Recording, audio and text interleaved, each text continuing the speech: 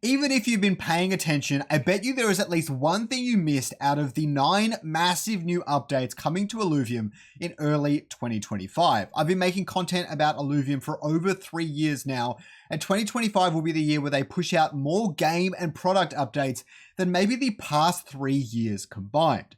I can't wait to see how the game evolves, especially as we see the new progress coming to the MMO Lite that I know everyone is really excited for. I'll go through all of the upcoming updates, but also whether or not I think these changes will actually make Illuvium truly great again, as it fights for market share in an industry that is more competitive than it was even 2 years ago. The first thing I should talk about is that there are massive cost reductions happening at Illuvium. Burn rate at the company about 2-3 months ago was well over 1.1 million, and even a month before that, it was closer to 1.4 million. Now, I don't know how far this is going to go, but as of recording this video, it's down to 900K to a million sort of mark. And I know that it's probably going to get a bit lower as they renegotiate like subscriptions for software and servers and things like that as well. Now, Kieran has worked so hard to reduce this through various means, and the DAO really, like, if they can get the burn rate low enough, the DAO would really only need to generate about $1 million on a monthly basis to be self-sustaining. If they get it low enough, that number could drop from $1 million to even $600,000 or $700,000, which I think is highly possible over the course of the next 2 years. If the burn was low enough, then they would actually have 2 years of runway instead of the closer to 13 months that they have right this moment. So this is all really exciting and bullish news for Illuvium, and I just wanted to lead it off with that. Now, the other thing is the leaks channel has returned. Very, very awesome. Here is an old leak, and we can see Vermilion while it was in the development stage.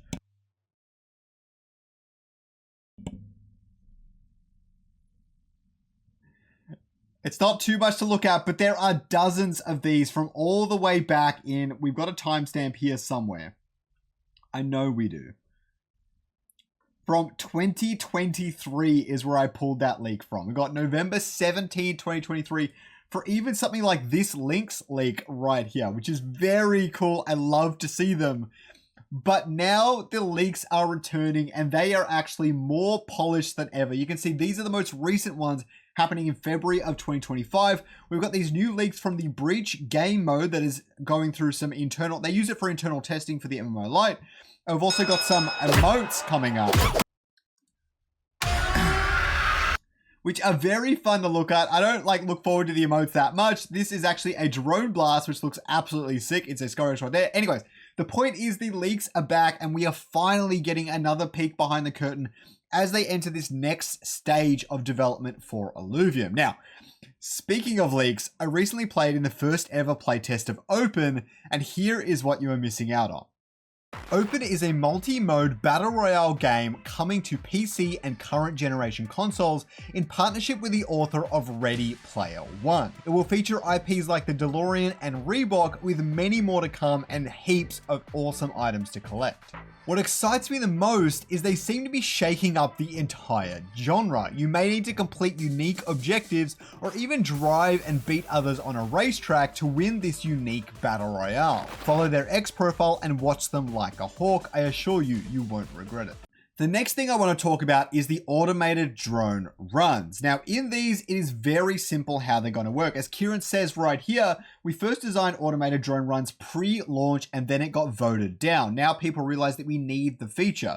Auto runs need to generate 20% less value than a player manually doing the runs. For those who love playing in the overworld, they will generate about 20% less value. At least that's the aim from Kieran here. It is the first thing the web team will work on after Beyond is released. This was sent all the way back on the 19th of November. I hate how it does the days and months the American ways on Discord for some reason.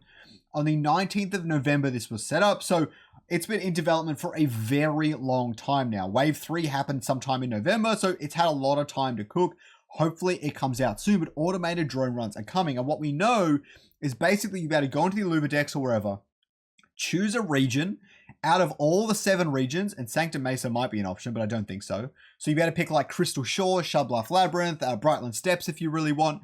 choose a region, and then a bunch of alluvials will come out of a pack. I believe it'll probably be like 5 random alluvials.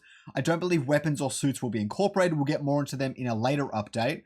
And it should be based on fuel in some way. Basically, you'll spend fuel to do this, kind of like how you would spend fuel to explore in the overworld. It should be relatively cheap. I don't know if it's going to be priced exact the same as how the overworld is currently priced, or how it's based on how much landowners sell fuel and things like that. But who knows? Anyways, but it's going to be a really great way. I'm looking for, like, if it's cheap enough, like if it costs me like, let's say 20 cents for one pack, that's $20 for 100 of them. And if I can bulk open them in some way and stuff like that, I'm going to be so many 100 alluvial opening streams. It's not even funny. I cannot wait to start using this feature, and it's going to be really good for the revenue of Illuvium. Now, maybe no one uses it.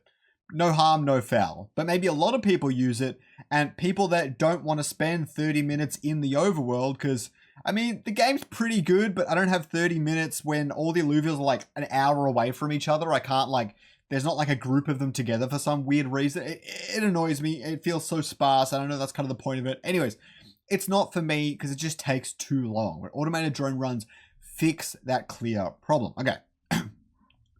The next thing is actually the Leviathan rebalancing. No, so the next thing is the repository. Okay, so you can see up in the top right here. What the hell? I thought I was on the right page, but I guess not. Okay. You can see up in the top here on the overworld section, you can see right next to trading, we've got repository coming soon. What this is basically an album and collections feature for Illuvium. To put it simply, you can see which hollows, dark hollows, what sort of stat alluvials, what sort of purity you have on your alluvials, which alluvials you do and do not have. You can see everything clear as day, and it's going to be a huge breath of fresh air. I own most of the alluvials, but I don't know which ones I do own hollow and non-hollow. I'll be able to easily buy them from the Alluvidex and things like that. And as the repository is added alongside things like automated drone runs, the two will connect to each other really nicely. For example, you might open a pack of alluvials and it might say, oh, this one was brand new. You don't have a hollow jokel in your collection anymore. Go check it out and see if you need to get something else or something like that. I don't know. It's just going to be really great for the collection side of the game. And really, it should have been a feature before the game released, okay? Like, I was happy with a lot of the features that came out with the game's launch and things like that. This was not one of them. This needed to be there, and it wasn't, and it did annoy me a little bit. But finally, we're going to be getting it very, very soon, and I cannot wait. And the next thing I've got for you is the Leviathan rebalancing. Okay, let's see what Aaron has to say on the subject. It is something that we're going to test. One of the reasons why I'm pushing against levels is because each of our games needs to be able to stand on its own and be made better by being part of an ecosystem. The be made better part is having these links between the games where one can feed into another. And from that perspective, you would like to see levels in there because, you know, you're sort of getting someone to go into the overworld and play there, or, you know, eventually when the overworld is superseded by the MMO, that and so on and so forth. Yeah. But it also has to stand on its own. And so that's where it seems better to be able to connect them via the traits and not rely on the levels, while still having leveling be a thing, right? So leveling will still be a thing, and that will be something where if you play Arena and you happen to have Leviathan stuff, it will be getting higher and higher.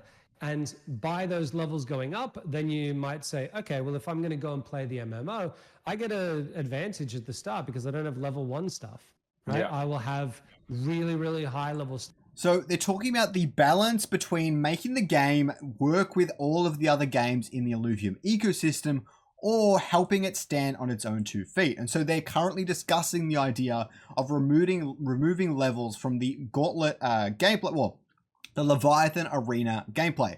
I personally think this would be a pretty good move for 11 or for Illuvium, or you could tune it down a ton so they're worth a lot less than they currently are in some fashion.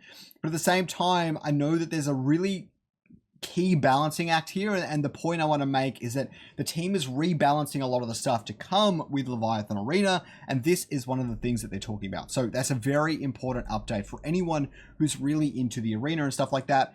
And after that, we've got Gauntlet overhauls and updates. I'm going to go through all of the new features coming to Gauntlet over the next 2 or 3 months very briefly. Firstly, we have region selection. Everyone can select a region at the start of the game, and there will be different bonuses across the board depending on that. Maybe it'll make the game last longer or shorter, or just make it a little bit crazier. We're getting a lot of different composites in the game, as you can see from these 3 examples right here.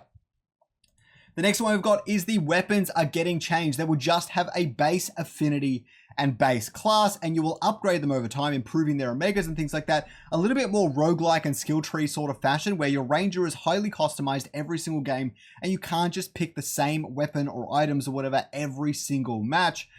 Really, this helps you determine your strategy, but it's also really flexible because you can bond with any alluvial. So a fire weapon can ultimately become 10 different composite synergies, and that goes for all of the different types of weapons.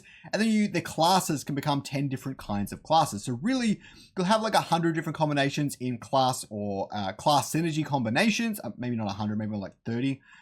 But there will be a lot of different ways to still play out the game, but it'll be based on how you want to choose those weapons at the start, which will be really, really cool.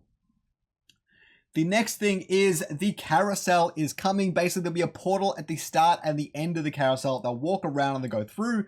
And this will just be a really good rubber banding setup for the Illuvium game, where anyone who's falling a bit behind can get a good choice at alluvial or anything like that, and move forward. So the other thing is suits are getting completely changed. Towards the end of the game, you will get a giant suit amplifier, which is kind of like an augment for your ranger, and it will power them up, and you'll be able to refresh it and things like that. So if you have good economy, you'll have a bit of an advantage here. But if you don't, maybe you'll just get lucky and get the one you need. But it's all a balancing act and a part of the strategy, which is really exciting. And the last one is the server. Sorry, there's 2 more before this one, is Leviathan combat. So at the end of the game, you'll fight up against a Leviathan in the arena. And whoever survives the longest, or the longer you survive, the better your rewards will be and the better chance at winning the game. And the other one is the new item and augment system. It's being completely overhauled. Basically, you'll be able to get item components like 2 attack components. If you merge them together, you get a choice of 3 or 4 augments or something like that that are highly related to the 2 attack components, and then you'll get that choice. So really good way of upgrading the system. I don't know how it's going to go or if it's going to work well, but it could be really cool. And the other thing is the team is still working on the server re-architecture, so they can add in scouting and spectator like we can see right here. And it is basically complete. I don't know how long it's going to take for them to do scouting and spectator mode, but the server re-architecture is essentially complete now. Okay, the next thing I've got for you is the Bug Hunters Initiative. I've wanted this for a very long time, but basically in the testnet version of the game, you'll be able to submit bug reports using the in-game reporting tool, but now you'll be able to get rewarded for it. So you'll be able to get testing tips from the Bug Finder Squad thread, and the rewards will be distributed after each major release. Major critical bugs will guarantee you in-game rewards, exclusive cosmetics, and top bug contributors will get our premium rewards and community recognition. Very exciting for those of you who are really dedicated to the game and want to be a part of this building process in a way that gets you, I don't want to say gets you paid, but gets you rewarded for all your hard work, which the team really appreciates. And now they're really showing it with this new initiative, which I absolutely love. The next thing is massive marketing push, and tournaments are coming sooner than you think. So Kieran says here, or he said this in 2024, where starting Leviathan tournaments will increase the demand for alluvials, making the existing players want to go back in and capture more so they can supply them to the new players coming into the game. So the Leviathan arena is a really important component to Illuvium, and as things like automated drone runs, the repository, improvements to the overworld, features like the MMO Lite, and improvements to Gauntlet, there will be the ability to add in these tournaments. Now, previously, a long time ago, and this needs to be rediscussed, the council actually agreed to some pretty huge tournaments, okay? The council agreed to even $10,000 a month. I'm being generous. It was probably actually a lot more than that. $10,000 a month in a monthly tournament, $50,000 in a quarterly tournament. But I am being really generous here because look at these team fight tactics tournaments. We can see the top one recently was $550,000 in prize money. And those ones are all really recent. The older ones that we were looking at were like around 300,000. And Kieran has always said that he wants the tournament to have a way bigger prize pool than anything that's been in TFT, so that it is an offer they cannot refuse to get them to try the game and things like that. So think about a $300,000 prize pool tournament. Would you play in that, even if you've never played Gauntlet before? I know I would actually grind pretty hard to that. I mean, there would be a lot of streams of me trying to learn and improve at the game. That would be pretty funny. But I would definitely grind for that, and it would be absolutely sick. Not only that, but the Team Liquid tournament is going to happen at some time, probably during Q2 of 2025, when the game is ready, polished, and has less crashes and things like that. All right, that's the main thing. One of the other things I'll talk about is Illuvium Beyond Wave 4. The album system, everything got a huge overhaul recently, but we also know is Beyond Wave 4 is going to be coming, and we'll start to be able to fill out the final slots of the album. We're missing Jotun here, but really we're only missing bits and pieces all across the board. They all had about 25 alluvials and then the tier zeros and things like that in every set. So I think 5 will actually bring us full circle, but 4 is getting us real damn close to having every single alluviatar available. And the wave rewards and things are happening very, very soon because the end of wave 3 is near. So all very exciting if you're into the Illuvium Beyond ecosystem. And the other thing is the MMO Lite. Let's take a quick look at the trailer they released.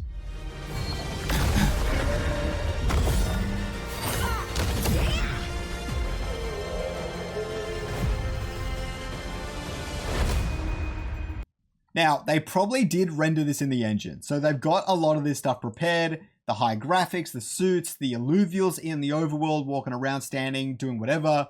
All very, very cool, okay? And some other details that I should share with you are this. So they're hiring a new game director. They're trying to find someone with true MMO experience. I don't know who it is yet, but it looks like they've got some really great candidates lined up. And it could be like an ex-Blizzard employee or something like that. I don't know how you guys feel about that, but that would be pretty cool to have them leading the charge on the MMO Lite as Aaron focuses on the arena instead. And there is also the potential to close the overworld so they can do like a grand relaunch. I don't think that's going to happen anytime soon if it does happen. But at the same time, we'll just have to play that road when it comes to it. And the other thing is the biggest component of the MMO Lite is going to be raid battles. You will come up against what I would assume is unique Leviathan opponents like they outlined in that dev blog, and work cooperatively with other players to take down these unique bosses. Now, I don't know if they're going to send you hordes of alluvials or a different creature as like the spawn that you've got to take on, waves and waves of enemies before you fight off the Leviathan, but it's going to be so much fun jumping in there with like 3 other players, and even larger raids. We're jumping in with like 31 other players to play up against this thing. I know a lot of the team would love large scale raids and things like that as well. So the MMO Lite is going to be so much fun, but I imagine it like a Destiny 2 type thing.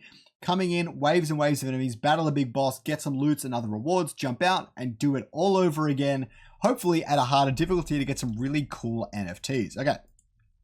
There will also be interesting progression systems to be added to this that they've discussed. Things like leveling up your alluvials, as well as the ranger weapons and all the rest of it, which I think would be really cool if you could get like your Axodon, and if you get him to like raid level 10 or whatever, maybe he has a few different power-ups, like his shield is a little bit larger, or he takes less damage from fire alluvials. Highly customizable alluvial traits and skill trees, I think would be really sick in a game like this. Let me know if you agree down in the comments down below. And the last thing I want to talk about is the Breach Testing Ground. This is where they're testing out a lot of the new features for the MMO Lite. They're doing things like combat, waves of enemies, not procedural generation, but different sort of map setups. You can see this is not from Brightland Steps. I don't know what the bubble is or that orb is. They're both maybe incorporated to the MMO Lite in some way, but until they get the game director in place, they're really just trying to test out mechanics and get things building and functioning. And then when the game director comes in and creates all the game design systems, then they will get started on producing the MMO Lite. And there are a few devs still kind of tinkering with this stuff, while most of them work on the arena at the moment. Now, the ultimate question, is all of this actually going to bring enough hype back to Illuvium? Now, the first test will be the Leviathan Arena. We'll be able to see if the economy can be revived with this simple feature. Like, if you've got like, I don't know, like a tournament every week and you can earn $10,000 from it if you win or whatever, right? I mean, or the prize pool's 10,000, so maybe you earn $5,000 if you win. Would you go and spend like 2-3 grand on alluvials? Because if 200 people do that, then that's profit. That's profitable revenue for the Illuvium and for the DAO, right? And it's going to be hard to get those high stat alluvials, so that's kind of an ongoing process. So we will be able to see if the economy can be revived through something like the Leviathan Arena. And Leviathan tournaments I expect to be super fun. I'll definitely be buying tons of alluvials off the Illuvidex and heaps of drone automation packs. Okay, now, if this is successful, then Runway, I don't want to say it's like resolved. I don't want to say Illuvium's going to last forever because it's got enough revenue, but any revenue is better than nothing. Even if it generates 100K in positive cash flow, that's money going back to the DAO to fund future developments and extend that 13-month runway even further. If we get 200 or 300K revenue, that could essentially solve the revenue problem or the runway problem for the midterm. And then you have enough time to build out things and increase that revenue even more. So I think if that is possible, that's really bullish and exciting for Illuvium, but we don't know for sure if that's going to happen. Now, if successful, the MMO Lite will bring the game to new highs off an existing and dedicated player base that is here for Leviathan, ranked Gauntlet, and all the rest of it. And maybe they incorporate battle pass systems, things like that. But they would have an existing player base that will then play the MMO Lite and share it around with their friends and things like that, assuming the MMO Lite is going to be fun to play. And so it is just the beginning to building up Illuvium almost from the ground up all over again. They've got the art, they've got the assets, they've got the IP. They've just got to get the game fun, replayable, exciting, and for many of you, earning opportunity through competitive gameplay. I hope you learned something today, and if this excites you enough to keep up with Illuvium, then please subscribe because I am here for the long term. If you want to prepare for the upcoming tournaments, check out my Gauntlet Beginner's Guide down below.